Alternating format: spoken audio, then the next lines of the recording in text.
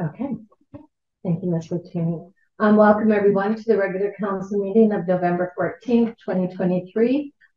Just a reminder to the public that you can be present in the council chambers during this meeting, but also if you would like to view the webinar after, it will be published on the City of Trail YouTube site. The first item on the agenda is the adoption of the minutes, and that would be the minutes from the regular council meeting of October 23rd, 2023. Can someone make that? Councillor Martin, Councillor Hanson. All those in favor? Opposed? Carried unanimously. Tonight we have a delegation of Jan Morton and Tom Hart from the Trail and District Senior Citizens Villa Society. So if you guys would like to go ahead. Sorry. So just talking about that plan that I've given to you.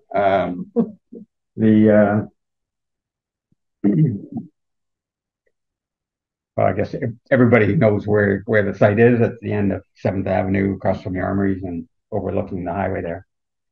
The villa is composed of 4 buildings around a central courtyard. And then at the top, there's a covered parking area for 12 vehicles. In those 4 buildings, we have 23 tenants, low-income senior citizens.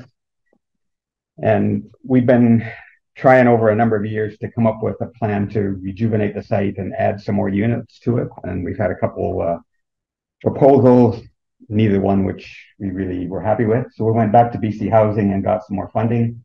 We hired Bonnie Madison Architects, and they've come up with a plan that I think is workable. So if we want to just go down to the here, just keep going, and we'll go down to the actual proposal. Yeah, well, that one. That one. Yeah, come on. So we tried to come up with a plan that would not impact our tenants or minimize the impact on our tenants. And so the plan he's proposed will be built in 2 phases. Phase 1 will require the 2 buildings closest to 7th Avenue to be demolished. So 11 tenants will have to be relocated, the 2 buildings torn down, and then a new 3-story, 20-unit building put up. It'll have its elevator, laundry. It'll be basically a standalone facility. And then once that's done, we would go on to the next phase. If we got funding, we would move the tenants that are remaining into the new building, tear the other 2 buildings down, put up a second 3-story, 21-unit building. And there will be covered walkways connecting the 2 buildings, so everybody will have easy access to the elevator. On the ground floor, there's a bit of a courtyard in between the 2 buildings. It'll have trees and some benches and kind of a community outdoor area. In our current facility, we have raised garden beds. Those would be relocated down to the bottom right-hand corner with a new gazebo. And that will be basically the new facility, bringing us up to 41 units in total. What was I going to say?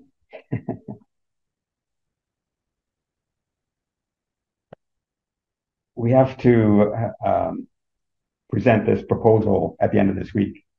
So we're presenting this to council for 3 reasons. First, we need rezoning from an R6 to an R7 to allow us to go up to the 41 units on site. Second reason is we have a statutory exemption on property taxes at the moment. It's been that way ever since it was built, but as soon as we put a shovel in the ground, that's going to go away. So we need to know going forward what our property tax situation would be, so we can kind of plan our operating costs and present that to going forward. And the last reason is we have a number of letters from other organizations and housing groups supporting this project. We need a letter from City of Trail also supporting this project, because we need to convince BC Housing that there's a need and that they need to fund this project and get it built. Basically, that's it. Did I miss anything? Just the deadlines in 2 days. Yeah. Friday is the deadline, so you have to have everything in place by then. Any questions? Yeah. Yes, go ahead, Councilor Wilson. Is there any way you go bigger? We're kind of limited on that site.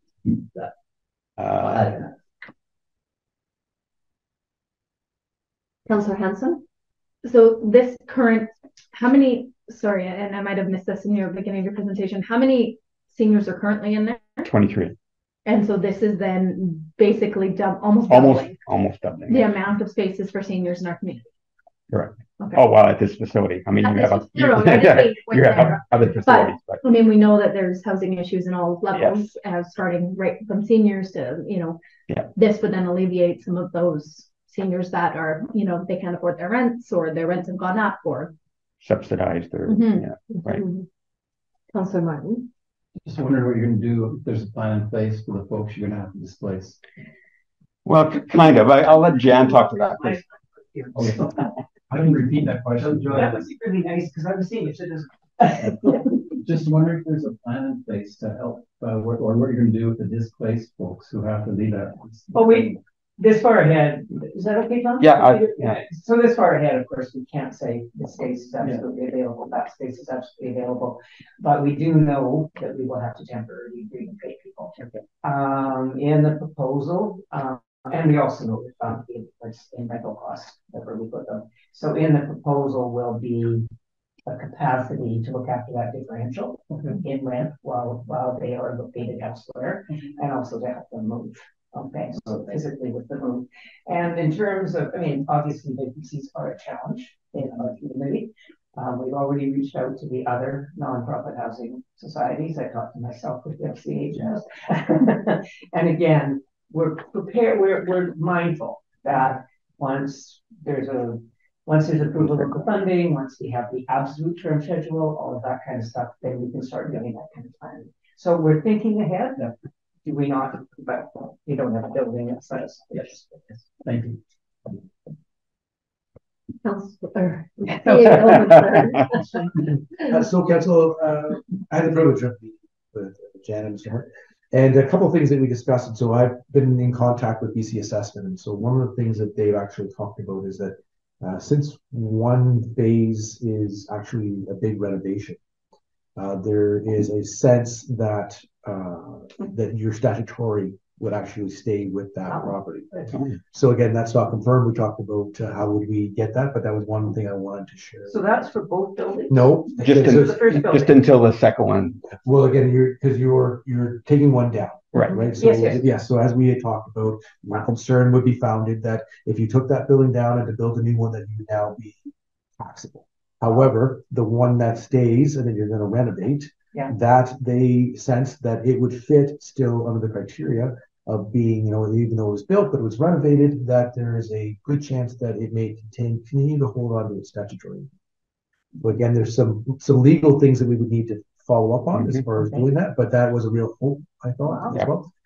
And then some of the other numbers I was wanting to confirm, but as we had spoken about before, when you have the type of schedule for housing rents that you have, where you've got deeply subsidized and whatnot, they're also sensing that the value for the other parts of the property, even though it may cost you more to build it, will be significantly lower, which will really lower what your property taxes will be. Okay, so that was the other thing. I don't have a confirmation on the number, but that was some of the work that I was doing. Because as council knows, there is a policy that council is allowed to provide 100% residual tax exemption. So you're aware, so that much like a property, when it has an exemption, then it is exempt from municipal taxes. But if it's exempt from municipal taxes, it's also then exempt for school taxes, RDK taxes, hospital taxes, etc. So once you provide that exemption here, then they're tax-free from all of the taxes. Right now, very unique property because of when it was built. It's already statutorily immune, so it doesn't have any taxes currently. And so the question and concern is that if you're doing a building, which we know how much it costs a day to build, but that's not the way that BC Assessment looks at the property. when you've got a regular house and my house sells down this street and someone else's house is similar in a similar area, they can get a sense of what the market value is for your property based on sales. That's not the way that they look at buildings like this. In particular, this one with having the subsidization. So we would pay a lot more for a building, or it would be assessed higher if you were charging a higher, getting a higher net income. So they take that into consideration. It's a bit of a different calculation that goes on.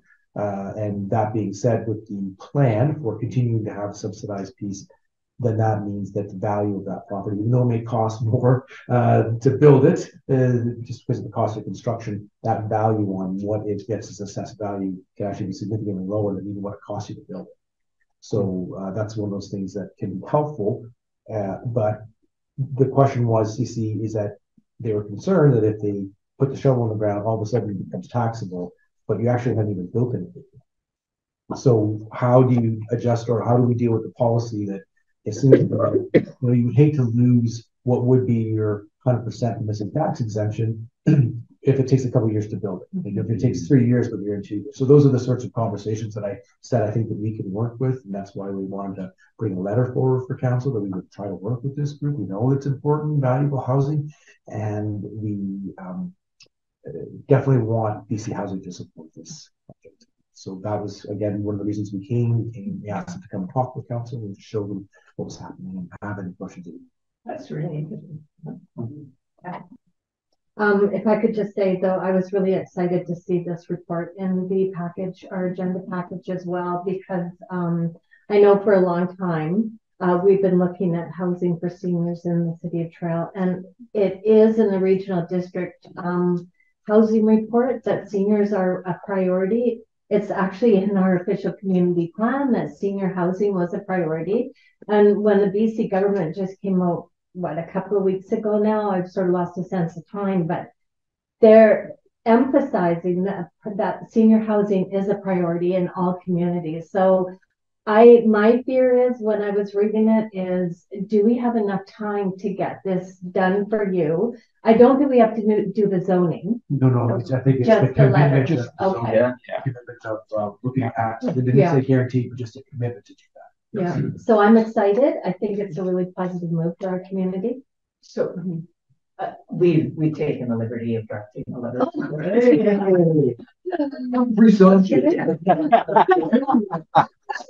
So it's acceptable, then that's great. It's acceptable. That's great. Okay. Yeah. Thank you for doing that. So yeah, we're excited to move forward with you on this. If that's the way council wants to go, and yeah, I don't know if anybody else has anything else. No, it's very exciting. Really exciting. Yeah. Thank you. Thank you so much for all of our.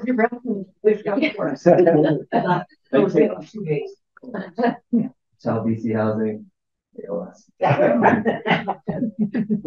Thank you.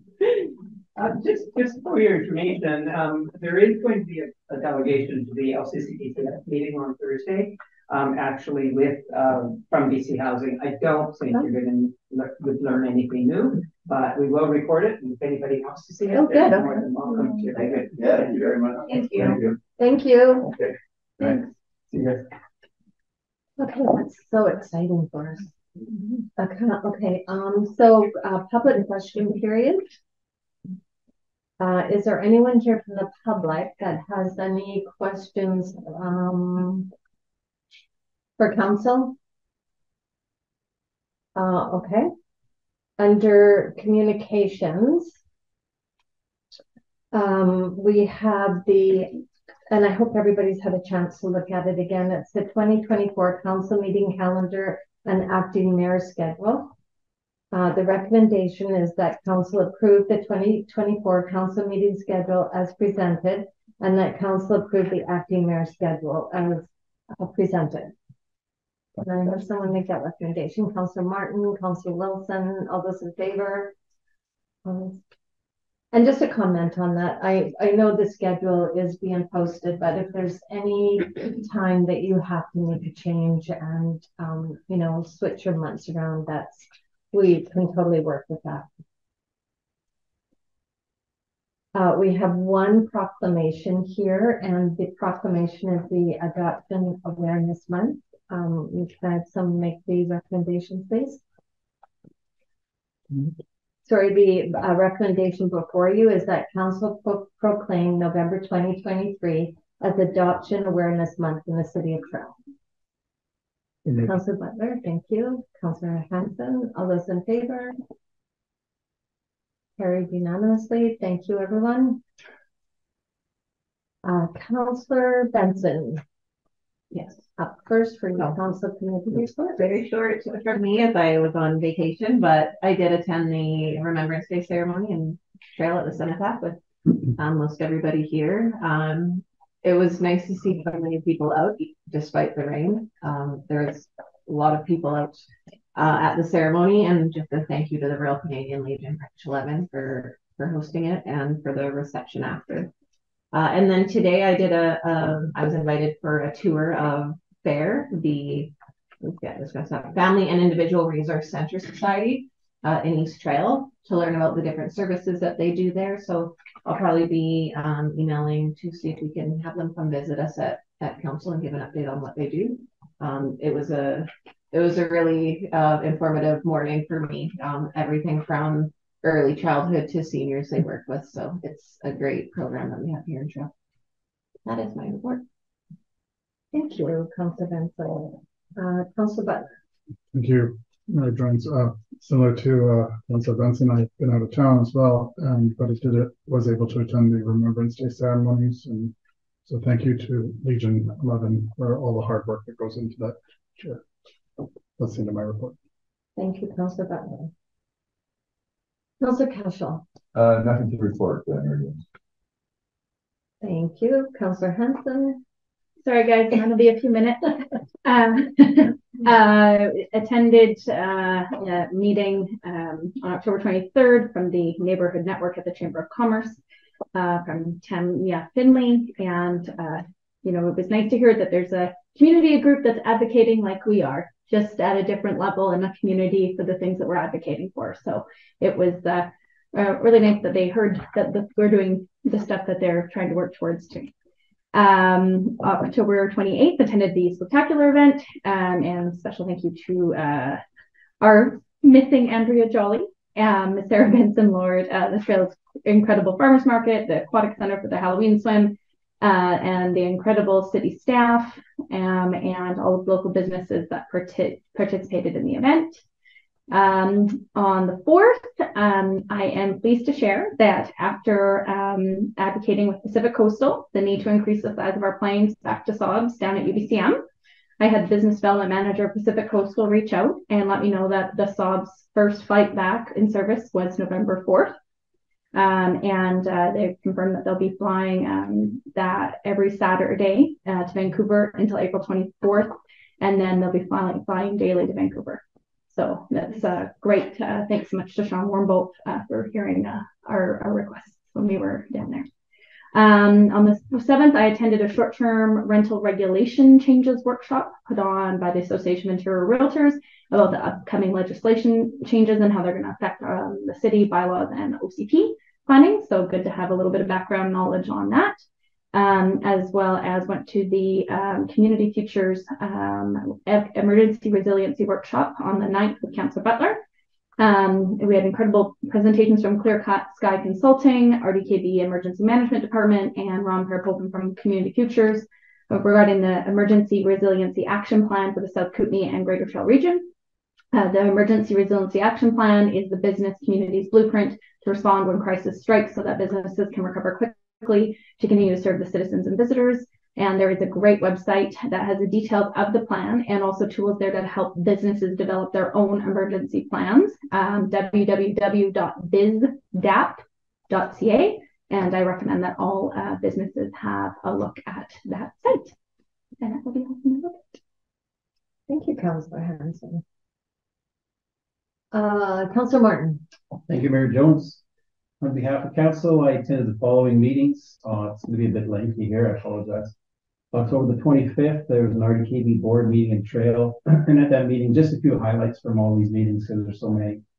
Regional Fire Chief Derby has been asked to serve on Premier Evie's task force on the recent emergencies related to the wildfires and the flooding.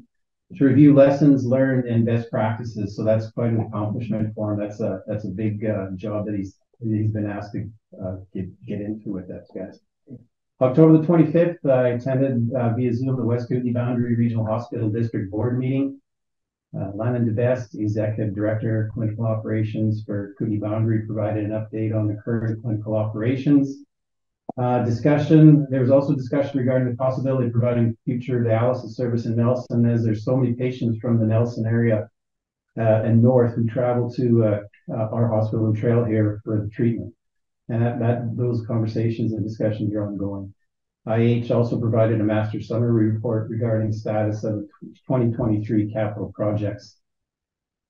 On October the 26th, I attended with Councillors Cashel, Wilson, and Hanson, the inaugural Trail N2 group meeting at Trail Chamber of Commerce. On November the 4th, I attended with Councillors Cashel and Wilson, the Royal Canadian Legion, Branch 11 2023 Remembrance Banquet. That was at the Trail Legion. That was a very interesting event. I'm so glad I went.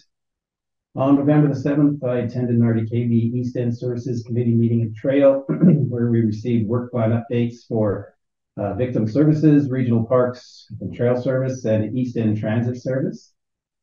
On November the 7th, I attended an RDKB East End Curbside Collection Working Group meeting at Trail. To date, in the first month of October, with the Green Bin program, they transferred 35 metric tons of organic waste to the RDCK site in Salmo. And they're estimating that will increase to 80 metric tons per month. And they're hoping for an 80% buy-in by all the folks in the trail area. The McKelvey Creek landfill upgrade is complete. The RDKB completed a waste audit on the landfill in September. And we'll do another one in October 2024 so they can see so they can compare the two, what's happened in that full year of the organic waste program.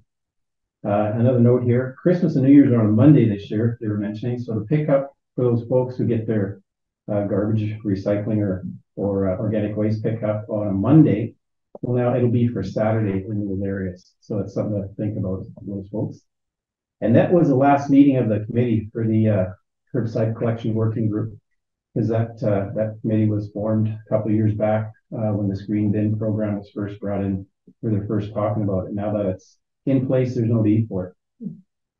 On November the 8th, I attended an RDKB Asset Management Plan update in Trail.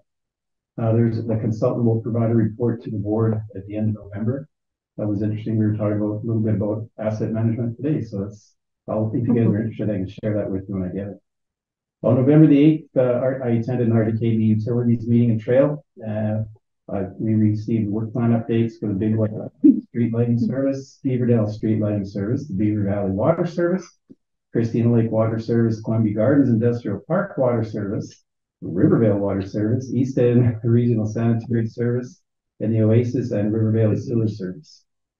On November the 8th, I also attended an RDKB board meeting in Trail. It was the inaugural board meeting with Area B Director Linda Worley being acclaimed as board chair for the next year, and Area A Director Ali Grieve being voted in as board vice chair. On November the 9th, I attended an RDKB management meeting via Teams. And this will be the committee with future reporting of the Green Bin program will be discussed. November the 11th, along with Mayor Jones and other members of the council, I attended the Remembrance Day service. And as usual, if you have any specific questions regarding any of these meetings, feel free to connect with me anytime. That's it in my report. Thank you, Councillor Martin. Councillor Wilson. You sure that's all you have to say? Mine's pretty short. I think you might have missed something for water. I wanted to thank the Legion for the dinner that myself, Councillor Cashel, and Councillor Martin went to, and also for their ceremony on Remembrance Day. And also thank you to all the citizens that came out, because it was raining, and I thought the turnout was fantastic. So it was great. I was reminded once again how great of an event that is. That's my report. Thank you. Thank you, Councillor Wilson. Well, I too have a short report today. I, as well as been out of town quite a bit lately, but I just really wanted to, the only real event that I've done besides Zoom meeting is a Remembrance Day, and everybody's really commented on it and what a well-attended event it was this year. There's you know, despite all the rain and everything, there was a lot of people out. And this ceremony is always important to me because both my grandfather fought in World War I and my father fought in World War II. So it's always an honor to be able to lay that wreath or be a part of the ceremony for me. So it was really important to be there for me to be there. And I just, as Councillor Wilson said, you know, everybody showed up. It was so nice to see such a big crowd, even in the pouring rain. So it was a great event, and thanks to everyone who put the event on. So that's my report for tonight. If there's any questions or comments or anything before we move forward. No? Okay, under the consent agenda, we have 5 items on the consent agenda to be received for information. Can I have someone make that motion, please? Councillor Butler, Councillor Martin, all those in favor? Can we just pull 6.3 just for? Oh, sorry, 6.3. You want to pull that up? Or not pull out, just for as a thank you. Oh, yeah. Recognition to the city of Roslyn for their letter of support. And a letter to the city of Roslyn for support of the shelter here in Trail. New Riverside Avenue shelter.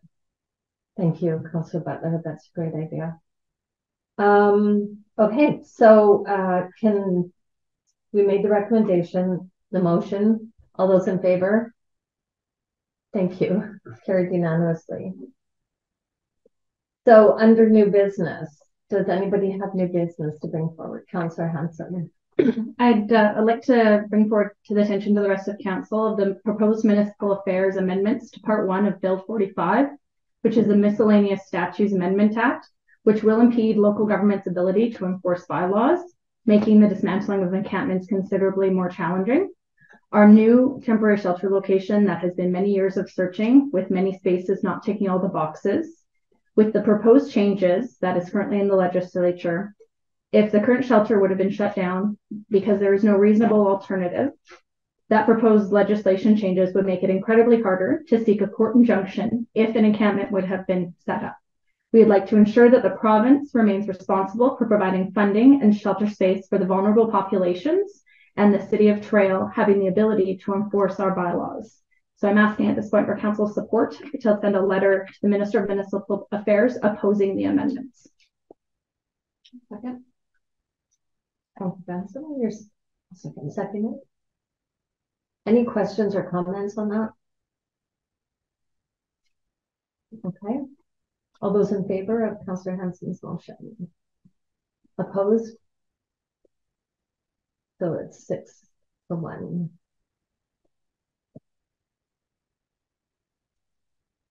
Thank you, Councillor Hanson.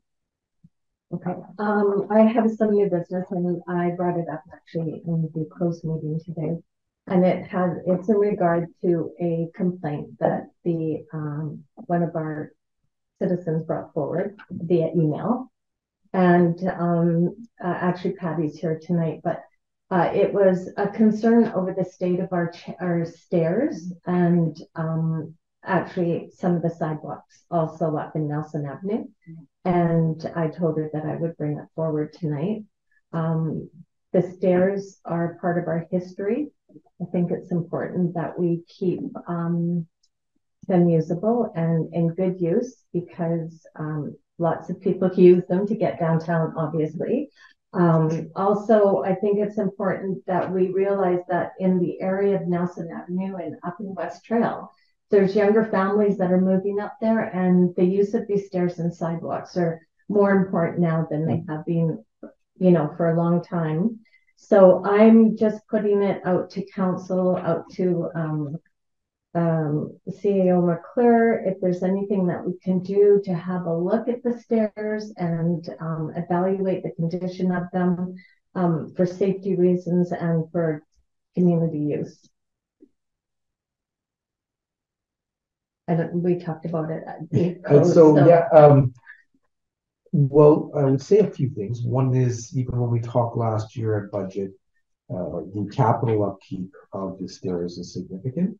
We know that not all the stairs are used as much as others. They are extremely expensive to maintain and or to build. And the question will, of course, be budget, and that's one of the things that always is a challenge for councils, is how much money are you going to put towards that. We do, in most cases, work on a complaint based, so we can't have our eyes everywhere, but we know that we do check stairs, check sidewalks. We always have a sidewalk assessment done, and we know that the fellow was in town recently, had done the assessment, had done a lot of the work on the licks on sidewalks or grinding them down. So it is important, it is valuable, necessary for the public to let us inform us of areas that are of concern. And the same, but when I say that, it doesn't mean that we always have the resources to go out and completely do a set of stairs or fix a sidewalk. There are priority locations, but we certainly value that information and we do take it. But it is also, again, just a prioritization of resources, and we don't always get to what someone might think is important to them, and then rightly so it can be, but when there's others on the list, they sometimes can push ahead.